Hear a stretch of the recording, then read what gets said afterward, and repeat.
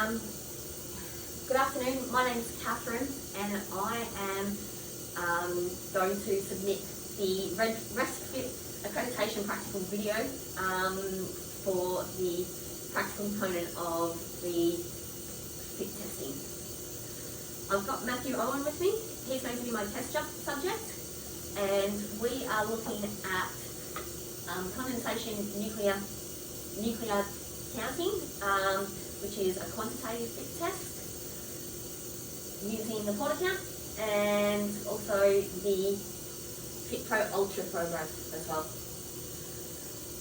So this test works with the we've got firstly a particle generator, which is generating salt particles into the air, where we've got a canister with water and salt tablets, and then we've got the particle counter here.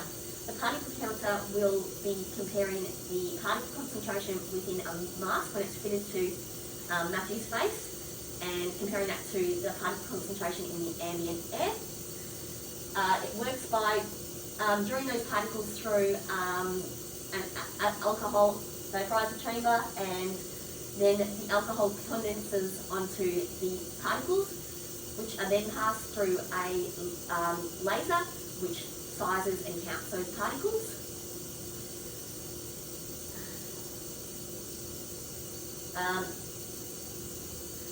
This type of method is put in a lot of ways, in that it's an objective test rather than a subjective test. So instead of the wearer saying whether or not they think it fits them or what their perceptions of the mask fitting are, we get a number at the end of the test, which will basically, if your fit test is above that number, then it's a satisfactory fit, or if it's below that number, then we know it's unsatisfactory. That number is a ratio of particle concentration within the mask compared to the particle concentration within the air. And using the FitPro Ultra program, it converts that ratio into what's called a fit factor. We are after a fit factor of overall 100, and then we will be doing some exercises as well, and you want to get a fit factor of over 100 for all of those 8 exercises also. This method also requires particle concentration within the air, which we're generating, so you need to have some equipment to actually do it. We also need a room that is adequately ventilated without being too windy or having the air too stagnant. We want a room approximately 7 by 7 metres in size.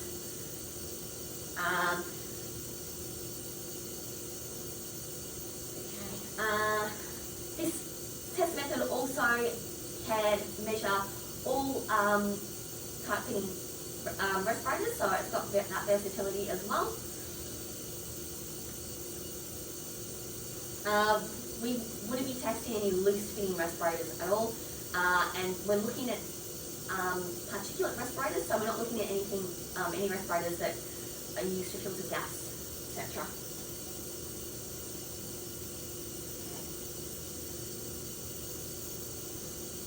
So with particle concentration, we're after a particle concentration of between 100 and 800 particles per cubic centimetre within the ambient air.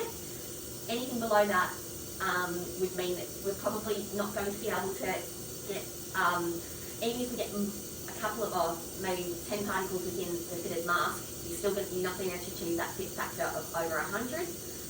If we have more, so we'd be getting some possible false negative fails, or if we have in excess of that 800 particles per cubic centimetre of air, we might be getting false passes where they might have a significant amount of particulate within the respirator because the particle concentration in the air is so high. We're still getting a pass when really it is not considered to be a good fit there. Okay, so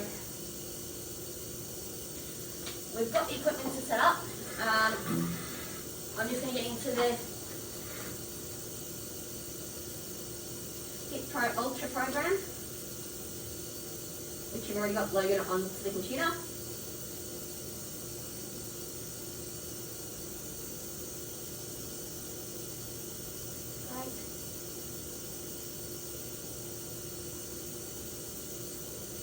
waiting for it to load. Okay, so you need to put in the operator details so that we can trace back to who actually conducted the test on whichever person you're testing. I'll just put my name in. And then you'll need to make sure that your PortaCount is actually connected up to the computer and turned on. And the PortaCount details should come up and then you connect it. So this is the first test of the day. We're going to do what's called a daily check. And with this mask, you can either use the N95 companion or have that turned on or not have it turned on. Depending on what type of mask you're doing, testing would depend on whether or not you have the N95 companion turned on. If you're doing multiple different types of masks, so you might be doing full face masks testing and then half face mask testing, then you can do 2 fit checks, one with the N95 companion turned on and one with it turned off. I'll be clicking it now. The N95 companion allows for the right sizing and counting of particles, because with the N95 type masks, you are aiming to basically, if you have a good seal to your face with that mask, any air that you're breathing in will pass over that mask filter medium. However, it can filter out at least 95% of particulate. We're looking to see if there isn't a good seal, then you're going to get different particles coming around the edges of the mask, and that's what we're trying to count and size for, not for the particles that are being filtered in over through that filter medium. So the first check we'll need to do is the particle check. That's to check the ambient particle concentration within the air. So we press start. It's just reminding us to detach the HEPA filter just in case we did have it attached, because we are actually looking at the particle concentration in the air. So here we go. Yeah. That's connecting. Right. Classifier check is running out just to check that we're actually counting the right particles that we're after in terms of size. And then just practice some hand hygiene, and we'll connect the tubing up to PortaCount.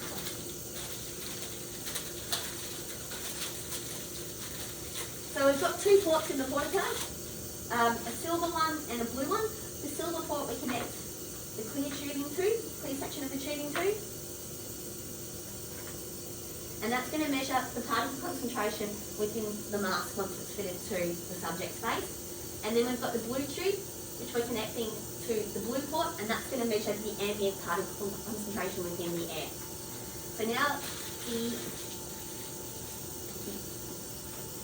I'm getting asked to attach the HEPA filter, so I'll just go grab that.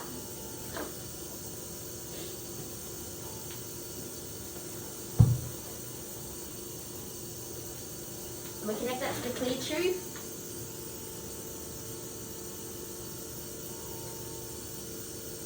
And this is for the zero check to make sure that we're able to get a reading of 0 when we should be expecting to have it. We want for the zero check there to be 30 particles or less coming out per cubic centimetre of air.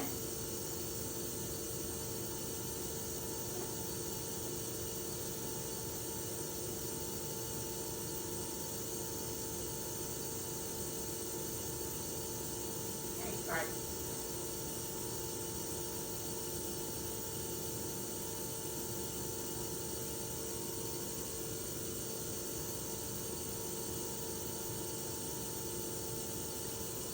Excellent. Now we're onto the max factor fit test, just to make sure we can actually achieve that max factor fit of 200 plus. And it's not measuring a different number. Our particle concentration within the air is 457 particles per cubic centimetre, so that's right where we're after, right in that zone there. I do have, at the moment, there's a little warning there saying that I haven't completed the daily check. There will be other warnings with the PortaCount if we get particle concentration too high, if we don't have enough alcohol within the alcohol wick, which is this little section there.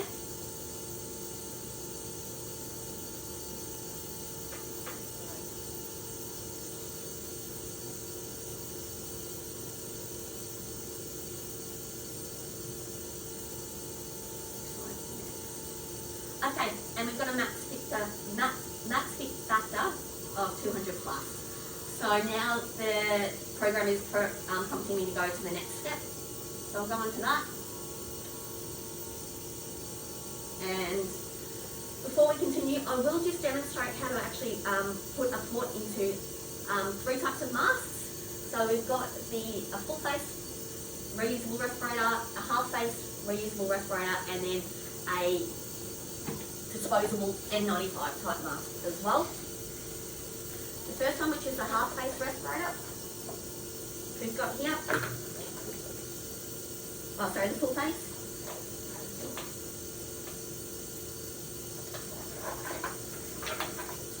So we've basically got the cartridge and we hooked it up to the fit testing component. Just got some tubing connected up to the port there, and we put this component through the valve at the side of the mask, and then we push it through the internal valve. So it's sitting within the nose piece, and then I'll just get it connected on, like so. And then we've got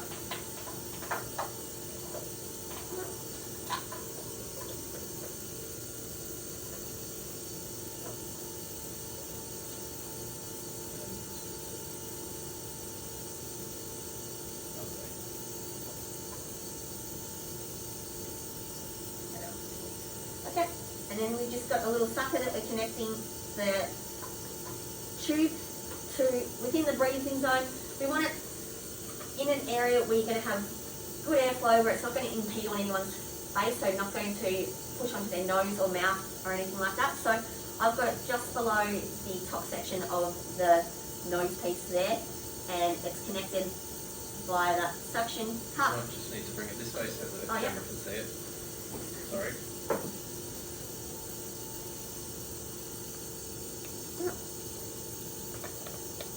You should be able to see it's connected just there. Thank you. With this type of mask, we wouldn't be connected, we wouldn't be using the N95 companion, and we'd be looking at a fit factor of 500.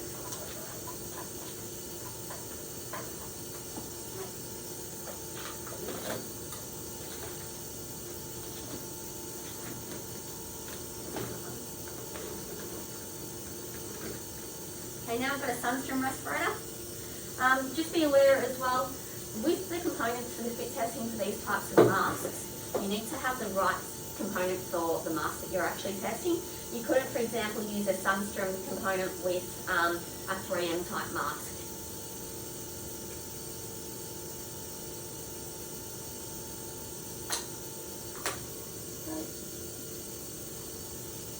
So we've got the component again now. Connect up the tubing.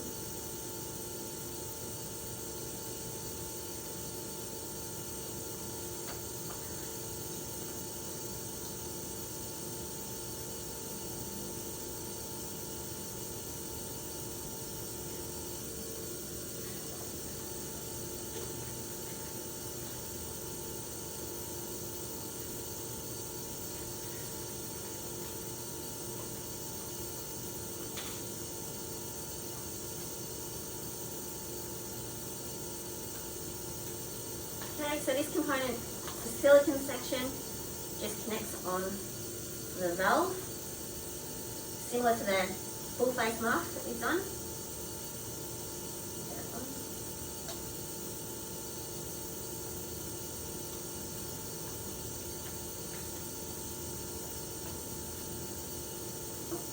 And with these types of masks, it's always really important to inspect them before you are actually donning them. Make sure that you've got no rips or tears in the mask itself, that the straps haven't frayed.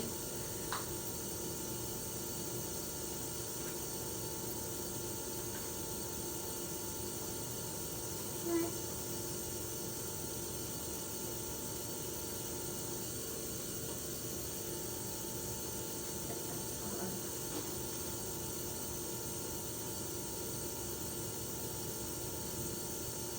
Great, and then once again, that just connects up inside the mask in an area where you're going to get some good airflow in the breathing zone.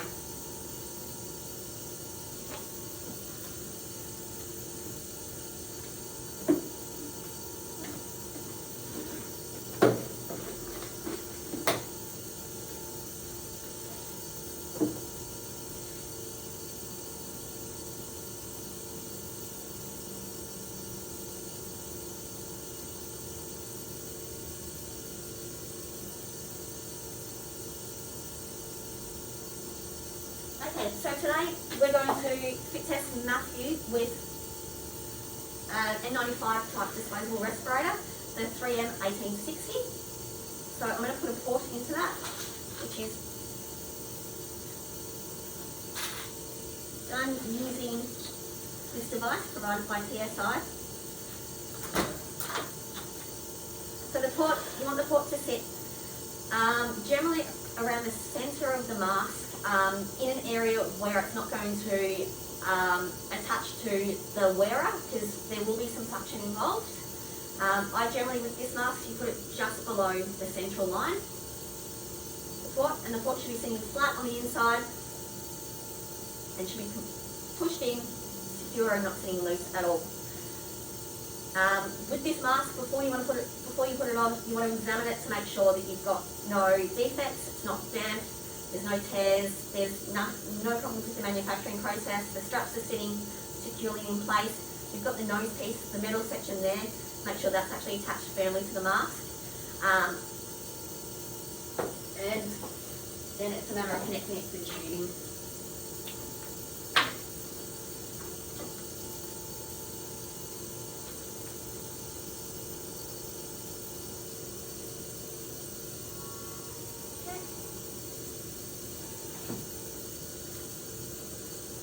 With the port account, if you have alcohol levels too low, then as those particles are being brought into that chamber, the condensation chamber, they're not going to, there won't be enough alcohol to condense onto the particles, and as a result, when they pass through that laser beam, they're not going to be sized properly, so you would most likely be getting an inaccurate result where particle levels would not be counted.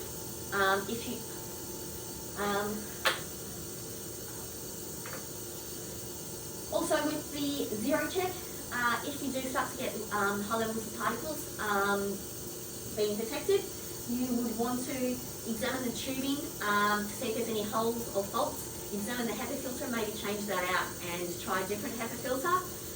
Or also there could be leaks internal leaks within the machine. If that was an issue, then you need to send it off for servicing. If you do start to get a higher ambient particle count within the air, as in more than 800 particles per cubic centimetre of air, you want to look at maybe opening some doors, turning off the particle generator as well. If you're not getting a high enough particle count, you want to make sure that the particle generator is turned up as high as possible. Be shutting doors and trying to reduce some air movement within the air.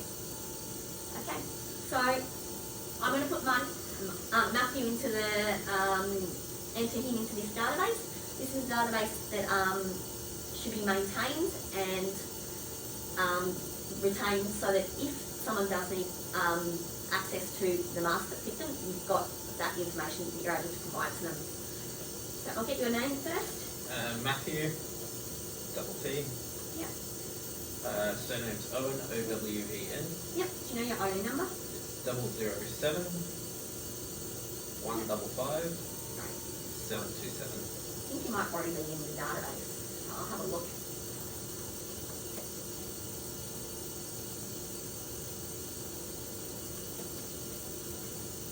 You can actually search. Yeah, and now, yeah. So it's a good link.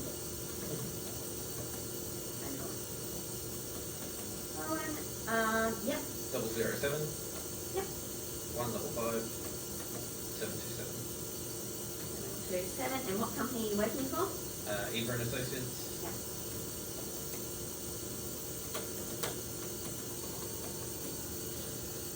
And where's your work area at the moment? Hotel quarantine. Right. Okay.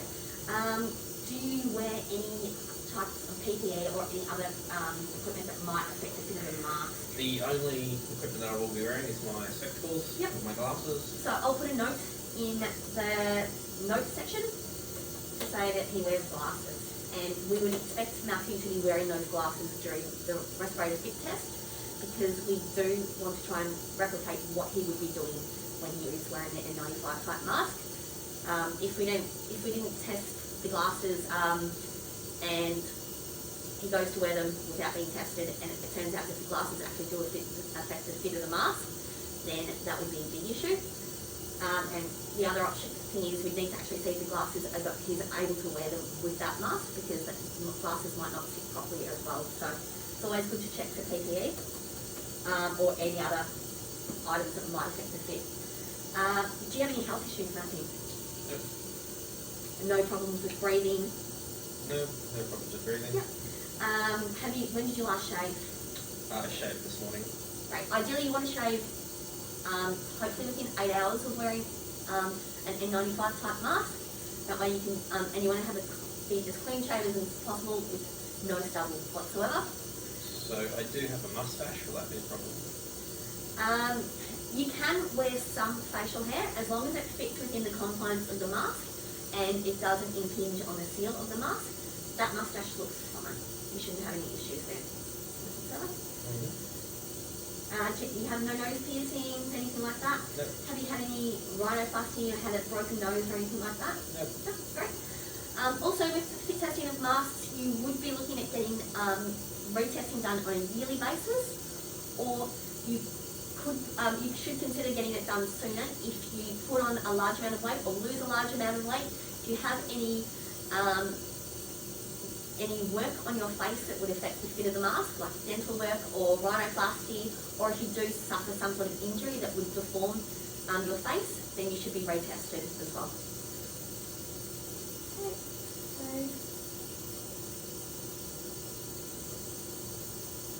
Alright, so the protocol we're going to be using today is the OSHA 29 CFR 1910-134, which will be 8 exercises that we'll be getting Matthew to do, just to check to make sure that that mask is going to maintain the seal, basically simulating what you'd be doing in the workplace. And the mask that we're going to be testing is the 3M860. The respirator size is medium. Okay, so Matthew, for this fit testing we'll be doing 7 exercises. The first exercise is just standing there, upright, and just breathing normally. So no heavy breathing, and that'll last for until you hear a beep. The next exercise is deep breathing, where you're taking a deep breath in and then a deep breath out. You want to do it to a stage where you are actually heavily breathing, but not to a point where you're going to start to hyperventilate. And then moving your head from one side, holding for a breath, and moving to the other side, holding for a breath, and repeating that until you hear the next beat. And then lifting your head up, holding for a breath, lifting your head down, holding for a breath, and repeating until you hear the next beat. The next exercise is talking, which I'll just get you to count backwards from 100 until you hear the next beat. And then next exercise is grimacing, where for 15 seconds I'll either get you to frown or smile and hold that position for about 15 seconds. And then the last exercise is just standing at the waist, holding for a breath, and standing, holding for a breath, and repeating. During these exercises, I'll get you to just do slow controlled movements, and I won't, please don't talk unless that's a specific exercise. Once the mask is fitted to your face, if it's comfortable, we'll sit there for 5 minutes and just do a comfort check. But after that, during the actual exercise protocol, I would ask you to refrain from touching the mask as well. Okay.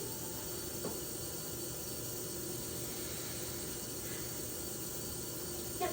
If Matthew had a beard, then we'd be refusing to, we wouldn't be testing him until he'd gone and shaved.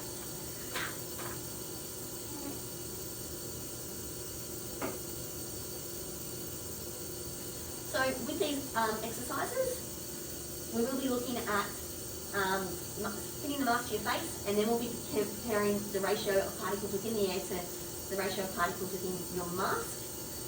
That will give us what's called a fit factor.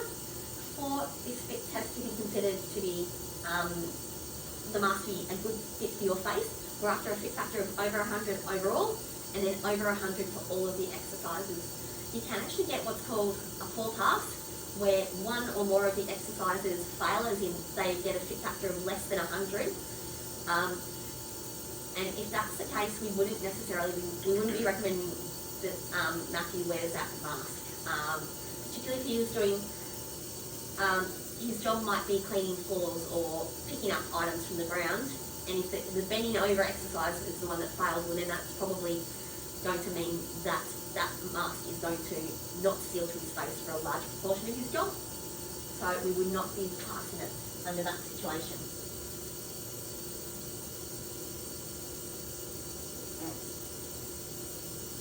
Yep. What we could consider doing is, if it was a poor pass and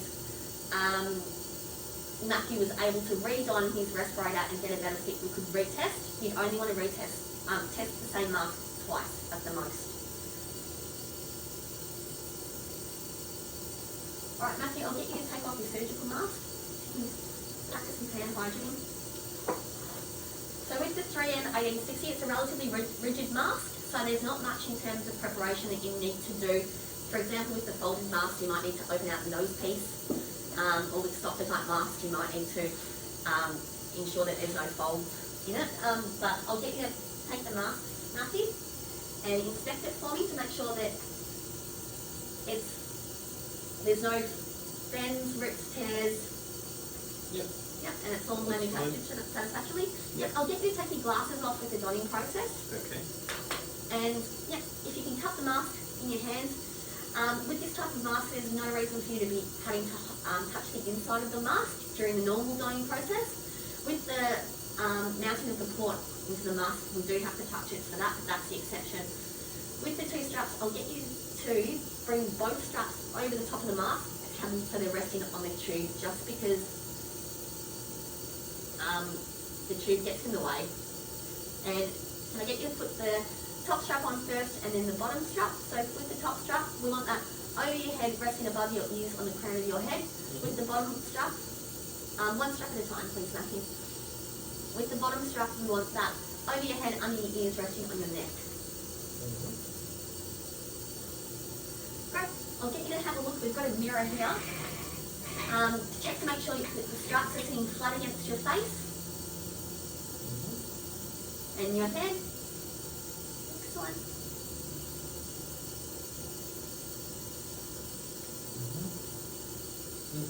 And then to actually work the nose piece so it's fitting to your face, you need to use two fingers either side, placing equal pressure on both sides of your nose, because if you put more pressure on one side, then you might get a tension of the mask at the top, and that's when you're going to start to get gaps.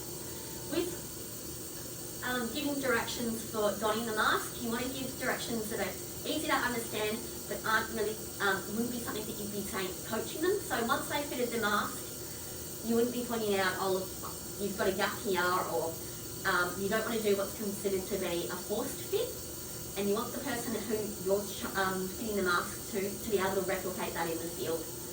I'll get you to do what's called a positive pressure fit check now, Matthew, where if you cup the mask with your hand and have your fingers above where the nose piece is, blowing out, short, sharp breaths, and then checking around the edges of the mask as well. Excellent. How does that feel? Yeah, that's fine. Yep. I'll get you to sit down for 5 minutes, and if you can move your head up and down, just gently from side to side. How's that feeling? Yeah, that feels okay. And then, how do your glasses feel like they're sitting? Yeah, fine. Comfortable? Alright, so I'll just sit here with Matthew for 5 minutes. I'll pause temporarily.